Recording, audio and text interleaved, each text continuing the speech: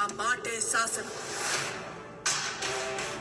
అది ఓర్వలేని ఆర్యులు తెల్ల దొరల సహాయంతో ఇస్లాం రాజుల పతనానికి నాంది పలికారు. బ్రిటిష్ ప్రభుత్వం గవర్నర్ ఇదొకటి చెప్పాలి. ఈ బ్రాహ్మణుడు చెప్పిన నిన్నన్ని రోజులు ఎవరికి సమస్య రాలే, అది ముస్లిం రాజైనా ఇంకోరైనా. ఎప్పుడైతే ఈ బ్రాహ్మణుడికి జిజియా వేసిండ్రో వాని పతం వాని పొంత, లేకపోతే వాళ్ళ యొక్క ఏమంటారు ఆస్థానంలో నోబుల్స్ అంటే అరిస్టోక్రాట్స్, అదే డెసిషన్ మేకింగ్ రాతపూత డెసిషన్ మేకింగ్ పనులలో ఈ బ్రాహ్మణులను తీసేసి ఆ పరిచయం నుంచి తెచ్చుకున్న వాళ్ళని పెట్టుకోగానే మాకు ఇట్లా చేస్తావా, మా ఆధిపత్యాన్ని తీసేస్తావా అని వాళ్ళని లేకుండా చేయడానికి ప్రయత్నం. సేమ్ థింగ్ విత్ బ్రిటిష్ అయినా. ఓకే, ఎప్పుడైతే వీడికి వాల్యూ ఇచ్చిన రోజులు మిగతా 99 మంది శూద్రులు ఏమైనా వీడికి పట్టింపులేదు. వీని మీద కూడా వాళ్ళు వీని ఆధిపత్యాన్ని లేకుండా చేస్తే అప్పుడు వీడు వాడిని లేకుండా చేస్తాడు. అంటే ఎంత క్రూరులో వీళ్ళ మైండ్ సెట్ అర్థం చేసుకోండి. తెల్లతోలున్నోడు పైన ఉండాలి. తెల్లగున్న ఆవు దేవత. అదే మూలవాసులు ఈ దేశంలో వాడు తెచ్చిన అక్కడి నుంచి.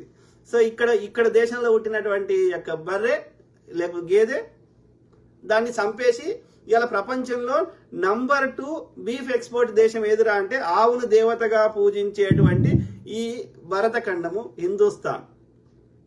హిందువులు మాంసం తినరు, ఆవుని దేవతగా మొక్కుతారు, స్త్రీని దేవత మొక్కుతారు అన్న దేశంలో ఇవాళ ప్రపంచంలో 2వ ఎక్స్పోర్ట్ బీఫ్ ఎక్స్పోర్ట్ దేశం ఏదిరా అంటే భారతదేశం.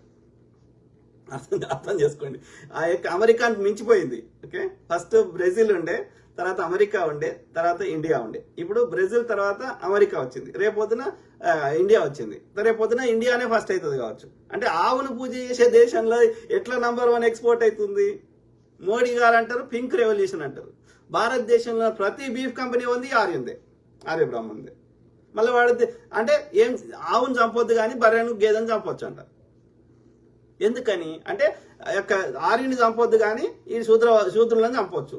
ఆవుని చంపొద్దు, ఆర్యుని చంపొద్దు కానీ శూద్రుని చంపొచ్చు. ఆవుని తెల్లతోలున్న ఆర్యుని చంపొద్దు, నల్లతోలున్న శూద్రుని చంపొచ్చు. Okay, same thing. తెల్లతోలున్న ఆవుని చంపొద్దు కానీ నల్లతోలున్న గేదెని బర్రెని చంపొచ్చు. అంటే నల్లతోలుకి విలువ లేదు. సేమ్ థింగ్ బ్రిటిషోడు ఈ నల్లతోలున్న వాళ్ళని ఏం చేసిండు? ఇవాళ అమెరికాలో ఎందుకున్నారు బానిసలు, లేకపోతే ఇంకో దేశంలో ఎందుకున్నారు ఆఫ్రికాలో పుట్టిన వాళ్ళు తెల్ల దేశాలలో, లేకపోతే ఇండియన్స్ ఇలా ఫిజీలో పోతే ఎందుకుంటారు, మారిషస్లో పోతే ఎందుకుంటారు, ఇంకో దేశం పోతే ఎందుకుంటారు, ఆ ప్రపంచంలో మొత్తం ఈ ఇండియన్స్. ఎందుకంటే ఈ నల్లతోలు ఉన్న వాళ్ళని వాడు చెప్పిన వాడు ఏ దేవుడు బ్రహ్మనో వానికి ఏం పేరు పెట్టుకున్నా సరే ఆ దేవుని పేరు. ఓకే, సో వాడు ఎందుకు క్రియేట్ చేసిండు అంటే వాడు ముక్కులకెళ్ళి ఎందుకు క్రియేట్ చేసిండు, వీని పాదాలకెళ్ళి ఎందుకు క్రియేట్ చేసిండు అంటే ఈ పాదాలకెళ్ళి వీని నల్లతోలు పుట్టించినోని ఆ తెల్లతోలు ఉన్నోనికి సేవ చేయడానికి పుట్టించిండట అని రాసుకున్నాడు. అది గింతే. మనుధర్మ శాస్త్రం అంటే ఏం లే, వాడు రాసిన పుస్తకం గింతే. ఓకే, సో వాడు మనుధర్మ శాస్త్రం నథింగ్ బట్ ఇప్పుడున్న భారత రాజ్యాంగం ఎట్లుందో వాడు ఈ భారత రాజ్యాంగం డాక్టర్ బాబాసాహెబ్ అంబేద్కర్ గారు రాసిన రాజ్యాంగం అమల్లోకి రాకముందు మన మీద అమలు చేసిన రాజ్యాంగం పేరు మనుధర్మ శాస్త్రం. మను అనేటువంటి ఆర్య బ్రాహ్మణుడు రాసేడు. ఎవడు కూసవాలే, ఎవడు తినాలే, ఎవడు తుమ్మితే ఏం పని, ఈ శూద్రుడు తుమ్మితే ఏం పనిష్మెంటు, బ్రాహ్మణుడు శూద్ర స్త్రీని ఎన్ని రాత్రులు గడపాలి, ఎన్ని రాత్రులు గడిపినా వాడికి శిక్షలు ఉండయా, వీడు కుర్చీల మీద కూర్చోవచ్చా, లేకపోతే వీడికి మూతికి ఏమైనా కట్టుకోవాలన్నా, ముంత కట్టుకోవాలన్నా, ఇట్లా రకరకాలుగా చెత్త అంతా రాసేయండి. వీని ఎన్నిసార్లు కుంభి పాకం చేయాలి, ఎన్నిసార్లు నూనెల గోలు చేయాలి, ఇక వానికి ఉన్న వికృత చేష్టలు అన్ని, వానికి ఉన్న ఏమంటారు వైల్డ్ థాట్స్ అన్ని చేసేసిండు. ఎవడి మీద? తోటి ఆర్యుడి మీద కాదు, తెల్లతోలున్న తోటి ఆర్యుడి మీద కాదు, ఈ మూలవాసుల మీద, ఈ నల్లతోలున్న శూద్రుల. అంటే వాడి దృష్టిలో వీళ్ళ ప్రాణంకి విలువ లేదు. సో వాడికి దోషిని అన్ని చేసుకుంటూ పోయిండు, వాని వికృత చేష్టలు అన్ని చేసుకుంటూ పోయిండు. సో ఇదే వాని యొక్క పుస్తకం ఎందుకు డాక్టర్ బాబాసాహెబ్ అంబేద్కర్ గారు చెప్పమన్నారంటే గిందుకే. ఓకే, వాడి పుస్తకమే తప్పు రాసుకున్నాడు, వాడు పైన ఉండాలని రాసుకున్నాడు. బ్రాహ్మణి కాలు మొక్కాలని చెప్తాడు, బ్రాహ్మణుడు దేవుడు అని చెప్తాడు. ఓకే, బ్రాహ్మణి భార్యను చూచినా తుమ్మినా దగ్గినా వాడు ఎన్నో జన్మల పాపం అంటగడతాడు, వాడు నరకానికి పోతాడు, ఏమేమో చెప్పిండు చెత్త. మరి శూద్రుడి భార్యను చూస్తే మరి దానికి కూడా రాయాలి కదా పుస్తకం.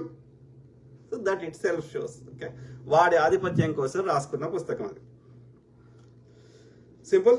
సో ఆ కంపారిజన్ ఎందుకు చెప్పిన అంటే తెల్లతోలు ఇక్కడ ప్రపంచం మొత్తము ఇవాళ ఎందుకు నల్లతోలు ఉన్న వాళ్ళు ఆ బానిసలు అయితే ఆయా దేశాలు స్వతంత్రం వచ్చినాక ఓకే అప్పుడు వాళ్ళు అక్కడ పౌరులు అయిపోయారు. ఓకే ఈ మధ్య కాలంలో పోయినారు కాదు వాళ్ళు. అంటే వీడు బానిసలుగా ఈ నల్ల తోలునందరిని తీసుకుపోయాడు. Bonded labour చేయించుకున్నాడు.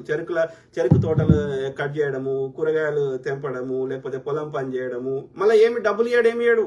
ఓన్లీ రోజుకి 1 సార్లు 2 సార్లు ఏదో పాసిపోయింది ఏదో పనికిరానిది తిండి పెట్టేటోడు. బతకాలి కాబట్టి ఆ బతికితే వానికి సేవ చేస్తాడు కాబట్టి బతకడానికి ఏదో పాడేసేటోడు ఇంత ముద్ద తప్ప నీకేమి ఈ ఏమంటారు ఇండెంచర్ లేబర్ అంటారు. ఓకే వాడవాడు వీడోడే, వాడు వేరే వాడు కాదు, వాడు వీడు ఒకటే. ఓకే వాడు హిట్లర్ కూడా వాడు కూడా చెప్పుకున్నాడు నేను ఆర్యుని అని చెప్పి.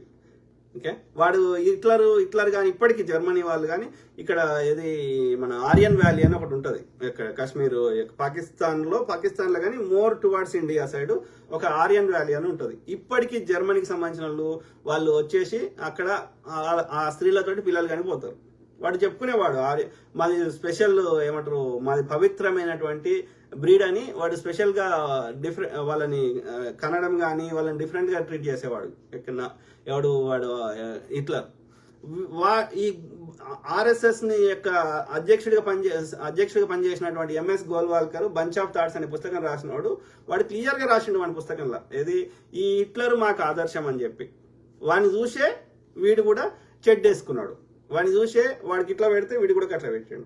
మైన్ క్యాంప్ అని వాడు ఆటోబయోగ్రఫీ రాసుకున్నాడు హిట్లర్ అంటాడు. ఆ పుస్తకము మీకు వీలైతే ఆ తెలుగు వర్షన్ కూడా ఉంటుంది, అది కొనుక్కొని చదవండి. మొత్తం అట్లనే బంచ్ ఆఫ్ థాట్స్ చదవండి. వీళ్ళ బతుకు వాళ్ళ బతుకు మొత్తం బండారం పెరిచిపోతుంది. Okay simple. దొంగలు